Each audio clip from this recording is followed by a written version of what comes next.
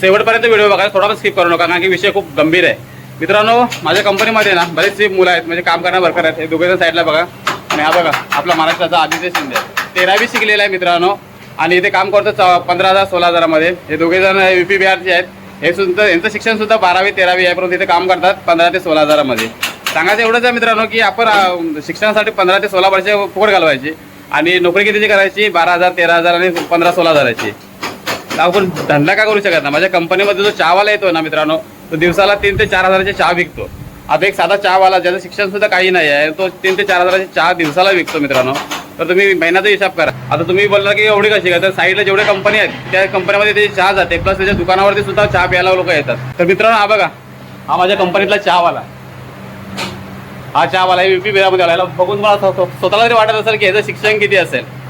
तर भावानं हा कमीत कमी दिवसाला ना 3 ते 4,000ची चहा विकतो आणि आपण काय करतोय, नोकरी करतोय 15 ते 16,000ची. तर तुम्हाला एवढंच सांगायचं आहे मला की छोटा असू दे या मोठा असू दे, काहीतरी स्वतःचा बिझनेस करा, स्वतःचा मालिक व्हा.